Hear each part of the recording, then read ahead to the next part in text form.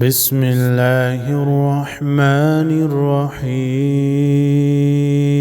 والسماء والطارق وما أدراك ما الطارق النجم الثاقب إن كل نفس لما عليها حافظ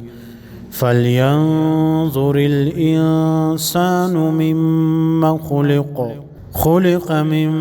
ماء دافق يخرج من بين الصلب والترائب إنه على رجعه لقادر يوم تبلى السرائر فما له من قوة ولا ناصر والسماء ذات الرجع والأرض ذات الصدع إنه لقول فصل وما هو بالهزل إنهم يكيدون كيدا وأكيد كيدا